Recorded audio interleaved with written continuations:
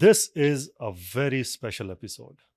It is Japan focused, it is enterprise AI focused, it is about exploring what's really happening at the frontier, up and central to the whole AI transformation, but all in Japan.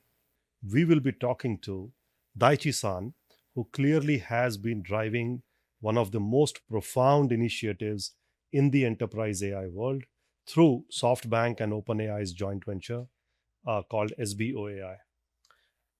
What we will be exploring are multiple themes, all the way from what has been Japan's heritage and its impact in the enterprise AI world. Where exactly are we finding the talent that doesn't exist today? And of course, a little bit about the partnership between Prodapt and SoftBank OpenAI. So first of all, Daichi-san, welcome. Thank you, Manish. I'm very excited to be here. With your permission, shall we dive in?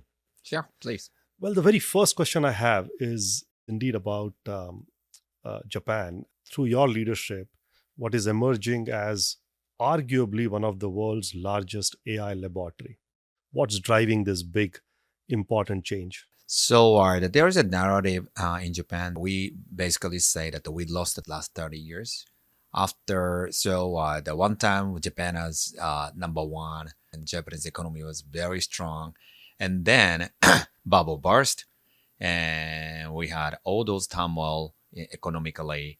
That we have those bad vicious spiral kept going 30 years, 35 years.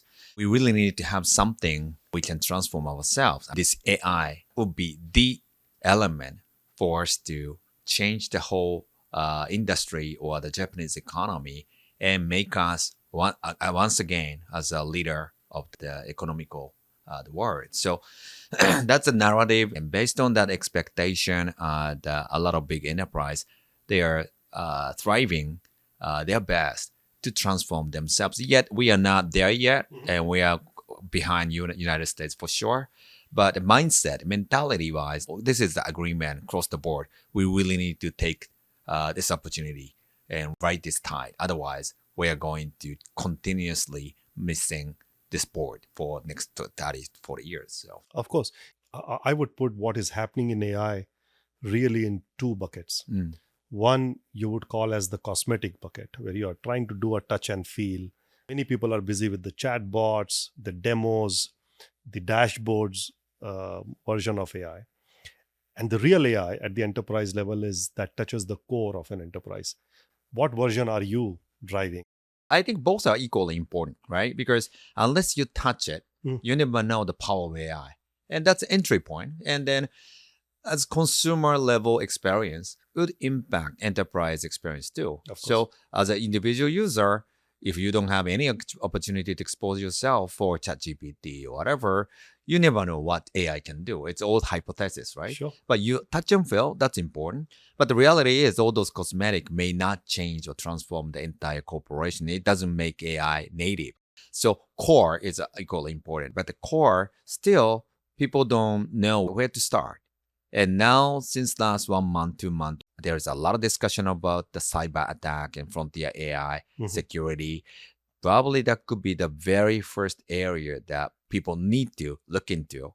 That would be a part of the core AI adoption, because otherwise you won't be able to protect your company. That would be necessary. It's not nice to have. This is must have. A lot of the organizations are now finally moving beyond what you would call the pilot phase.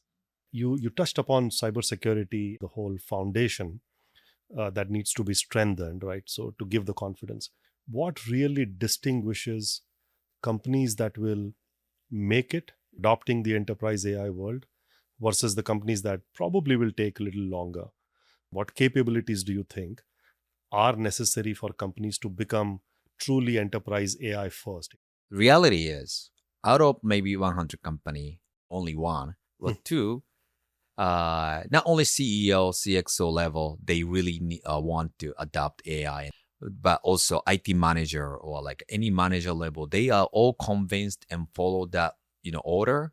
That's very rare. a roundtable with all CXOs, they all agree, yes, this is something we need to adopt as soon as possible. We really need to transform ourselves to the AI native. It should happen even yesterday, right? That's the agreement with all those CXOs. But the day-to-day level, there is a lot of resistance. Of only 1 or 2 out of 100 could be the real AI native company if we didn't have this security threat. AI adoption is not really optional. It's must. Unless you react right now, you're going to be attacked. You're going to be damaged, right? The rest of 98%, they are facing the necessity of adoption. This timing is the very narrow window of adoption of AI, because otherwise you're going to get damaged. And in that case, there will be a lot of partnerships that will be needed, particularly at an engineering level, because we're talking some complex systems, complex processes, complex tools, a lot of legacy, vulnerabilities. And to be able to attack all of these at the same time, I think partnership and building an ecosystem. How are you going about doing it? Clearly, we need a partnership. I mean, nobody, one single entity can cover all those massive, complicated IT system, including network. So we really need to help the multiple people, multiple entity, multiple partner to cover this entire area. I'm actively meeting those people right now and trying to come up with the actual partnership right now. I know a little bit about the kind of timetable and schedule you keep. So I know how busy you are with that. And that's why it is even more important that you're doing this with us. Since we are shooting this in the Bay Area, right here, the whole narrative around the future workforce gets discussed. This, I think, is the linchpin to any success. Talent is where we're talking about the whole pipeline of opportunities that will get created. And we're talking about a workforce and a talent pool that doesn't exist at this point in time. How do you think about this challenge? It's a chicken and egg. I'm talking about particularly in Japan. So AI adoption is still not high enough. Then talent needs is not high enough either. Now, only limited company who realizes that this, for example, FDEs particularly, those talent are needed for us to encourage enterprise to adopt AI. But there's no enough talents in Japan, right? So it's a chicken and egg. That's how I see. One of the major reasons why I wanted to have the partnership with the Prodapt, because Prodapt is not a Japanese company, although it has a root, some sort of footprint in Japan, yet massive resources are in India and US. I kind of wanted to take advantage out of it. It's a maybe phased approach. Right now, we need to get the help from outside of Japan, but eventually, for us to scale this business model, I really need to come up with the talent. Thank you for the partnership, and we'll talk about that in a minute. We have a view of fast forward 2030, let's say 4 or 5 years from now. What will be the future workforce look like in the AI world? Do you have a vision on that? Some people say that FDE may not be needed going forward because everything is going to be agentified and then AI will do all those jobs, right? It may be true for next 20 years later, but next 5-10 years, because adoption, there's a gradation of the adoption. So early adopter may finish all the work in a year or two, right? And completely automated. But think about it, that this legacy system like a mainframe, like AS400, whatever, they keep using 35 years, right? They know it needs to be modernized for many reasons, but they didn't do it, right? Because there is not really threat and necessity. So it would take time for any big enterprise to transform themselves unless there is the definitive necessity, right? So although we talked about the cybersecurity a little bit, there's a need, but still it would take many years for them to transform 100%. So it would take minimum next 5 years, maybe 10 years, even longer. Sure. So while they are making that efforts, still human needs to support. And that's FDE. So I really think that those talents are even needed even more in 5 years from now, I guess. Of course. I actually completely agree with you. That is how it will evolve. There is no push of a button and suddenly a magic will happen. That's not going to happen. A lot of hard work is pending. Before we talk about the partnership, like millions of other people So my very first electronic product was a Japanese product. My very first automotive product was a Japanese Okay, product. thank you. When Thank you for your patronage. When I started my career, Daichi-san, I remember working on a Japanese machinery. Japan's ability to build world-class scaled products and technology products is legendary, second to none. Do you think this is a inflection point where Japan could become, with the experiments you are making Mhm. at scale, could become the path to AI domination across the world? Mm.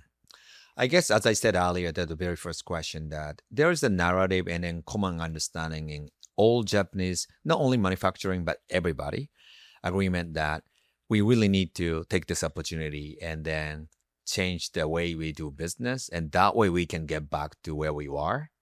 And especially manufacturing, that still today that we are in very unique position, and that's our strength.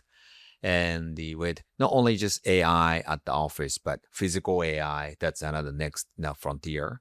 And how we can adopt that technology as quick as possible and take advantage out of it. That's a really common the question for all those like CEOs. So still we don't see the concrete results yet, obviously, but very strong appetite for that. So I'm hoping that not only this frontier AI like LLM that would change how you work in office, but also how we manufacture the stuff. That would be changed by this AI. That's something I'm hoping, and then I'm kind of confident that that's gonna happen. I'm hoping that as young students and engineers listening to this, watching this in Japan, Mhm. if they listen to you, they get inspired Mhm. and think about investing their time and energy Mm. in thinking about this area, Mm. because this could be the potential path to Sure. global leadership. I'd like to now come to the partnership, Okay. and you alluded to that earlier. SoftBank, OpenAI, and Prodapt have come together to create this world-class FDE engine for Japan. It's clearly and you are the the visionary behind it. It was your idea at one of these small meetings that we had that created a very interesting model, but for one of the most demanding situations. The kind of steps collectively Mhm. your team and our teams have taken. I just have two questions on Mhm. this. One is, what's your vision for this partnership, Mm. where we stand today with whatever we have accomplished so far? And two, of course, is what are the fundamental shifts or outcomes Mm. that you believe this FDE model that we have created, this should deliver for the Japanese enterprise Mhm. market? First of all, the vision, as I said, like I really believe that the next 5 years, maybe even 10 years, still human needs to drive this transformation. Mhm. And the core of those talent will be those FDEs or those engineers. And then again, we have less talent, small talent pool in Japan. I really believe that this is the model for not only us, but any Japanese company to follow, right? Because they really need to find out the talent from outside and then cultivate in Japan and then build the foundation. If we are the frontier for that, I'm grateful. And so but we are the first one to try doing it, and really specifically for FDE area. I hope that this can be some model going forward and for other Japanese company too. That's one. And then the second question, you make a decision quickly and then you move fast, but SoftBank moves fast too. Of Very, course. very fast. Yes.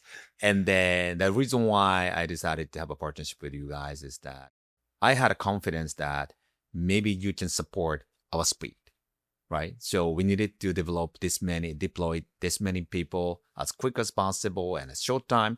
So quality of the service you're providing and the speed, which I needed, and you satisfy those needs. I am very much satisfied at what you've done. Daichi-san, thank you for those words, but I must tell you, you move, SoftBank and you particularly move very, very fast. I'm assuming there is a robot inside that does it. No. By the way, still my boss and founder said I'm too slow. I am complained every day. The title of this podcast is Alt Shift. We are indeed living, technologically speaking, at very alternate times. While there have been inflection points in the last 20 years, 30 years, but nothing like this one with AI. You're clearly at the forefront in Japan and with this whole new venture. I want to maybe ask one final question on the shift. And by shift, I mean changing times need changing style of leadership. Mm. Very recently, I also had a group of leaders in Dallas where we spoke about leadership through discontinuous times, Mm. because these are very, very difficult times, particularly at a human engineering level. It needs a very different type of leadership. Mm. What have you shifted Mm. about your own style of leadership Mm. in the last few years, Mm. since you've taken charge of some of these most interesting initiatives at part of SoftBank that you did not do in the past? I think this is directly to do with my interaction with my big boss, and he is giving us the North Star, but the North Star it's something from my point of view, it's too far away, and then too big to comprehend. I have no clue how we can get there, right? Every time, whatever the task I got, from him, I realize that all those dots and you connect, it's getting through. That's the path towards that North Star. And I figured it out. Yet, always I have back in my mind, the where this gonna lead to, right? So constant reminder, North Star in my head, right? And that would happen, I don't know, 10 years from now, or Sure. 20 years from now, Yeah. or 30 years from now. Typical CEOs of the big enterprise, the tenure of the position would be maybe 5-6 years, Mhm. average. Some people 10 years, but some people can shorter. But anyway, 5-6 years, right? Yeah.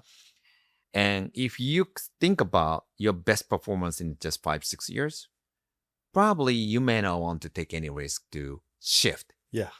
right? Because it's a big risk. Yeah. And if you can do some gradual shift, right? It's not immediate shift, or something looks like shift, Yeah. right? From the outside point of view or investor's point of view, maybe that's good enough for them. But if you really would like to fundamentally shift the company, you take the risk, but at least you have some big North Star. Yeah. Otherwise, you won't be able to do it. Yeah. And then I don't think every single CEO can take that risk. Yeah. But I'm lucky because although this is a public company, yet still kind of, we have the founder still in power and acting like venture still. There's some venture mindset. So I learned that from him, and that thinking, like long-term view, North Star, big crazy idea. But that's actually giving me, the direction and what I should prioritize and what the risk I should take. So probably those are needed. I don't know how every CEO can have that type of North Star, but that's, at least for me, that's the change, big shift. Fascinating. Very, very fascinating. I mean, you clearly are probably world's largest startup across the world, right? I think it's amazing. The one thing that keeps me very upbeat is that one gets to sit down with people like you, leaders like you, learn from you, this warmth that you bring. Thankfully, businesses are always going to be about people. I am particularly excited about that part, that come what may, technology or no technology, it is human to human where transactions will happen and businesses will happen. So for that, I just want to say thank you. It means a lot to my audience. It means a lot to Prodapt as a company. It means a lot to all our partners. Thank you so much. No, thank you very much. Appreciate Thanks for having me. Thank you. Thank you.